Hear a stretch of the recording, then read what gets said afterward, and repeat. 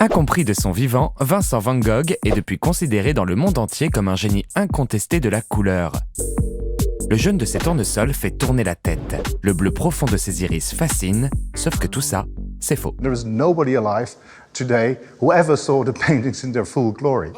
Et oui, les violets de Van Gogh sont devenus bleus, les jaunes ont bruni, et quant au rose et au rouge, ils blanchissent carrément.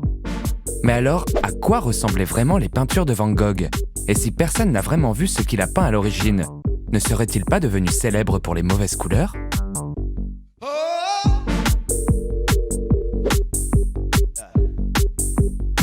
Pour répondre à ces questions, il faut aller à Amsterdam.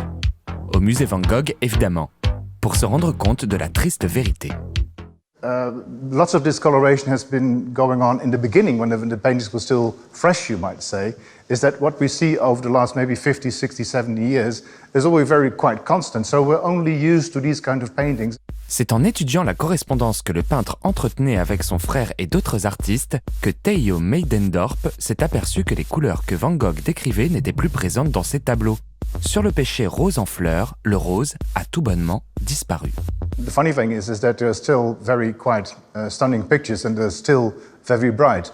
But you lack this little bit of information of what the artist in the beginning actually meant. À 500 mètres à peine du Van Gogh Museum, Art Pro Agno de l'Agence du patrimoine culturel des Pays-Bas a justement passé 4 années à retrouver cette information en travaillant sur le tableau Le champ de blé aux iris. We identified 14 different kinds of paints, and we reconstructed them. So we take a look at all the optical characteristics of the paint in order to have a better understanding of how they were degrading and also how they used to look like when they were fresh. Car oui, les coupables de la décoloration ont des noms. Jaune de chrome, jaune de cadmium et rouge laqué. 3 couleurs particulièrement utilisées par le maître qu'on désigne comme des pigments fugitifs.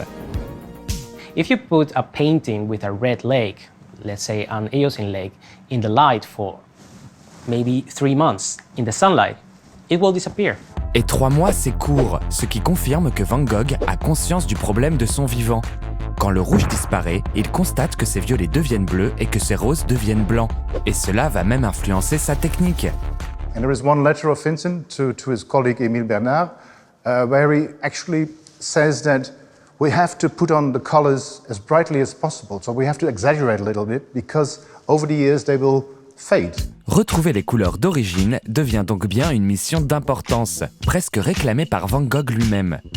Grâce au Rijksmuseum, on sait désormais que la chambre d'Arles ressemblait plutôt à ça. Wow! Une version joyeuse, sûrement plus fidèle à ce que le peintre avait imaginé. He was very proud of it. As a painting with purple walls, not blue, but purple.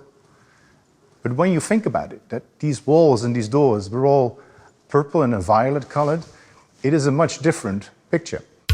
Mais une question s'impose. Si Van Gogh était au courant, pourquoi n'a-t-il pas changé de peinture? Because he was in love with this brightness and the translusiveness of these pigments. D'accord, mais il n'y a pas une autre explication? The invention of the paint tube. Mais oui! Inventé en 1841 par l'américain John Goffrand, le tube offre aux artistes la possibilité de peindre en extérieur, ce qui favorise certainement l'essor, 30 ans plus tard, de l'impressionnisme.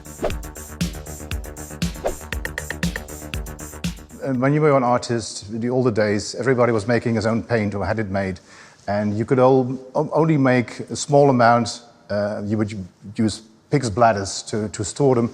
And you work with them and you had to make them new every time. Avec le tube, de grands fabricants de peinture émergent, comme Lefranc-Bourgeois ou Sennelier. Ils inventent à partir de pigments de synthèse de nouvelles couleurs plus intenses et plus brillantes, celles que Van Gogh apprécie tant. Mais la qualité n'est pas toujours au rendez-vous.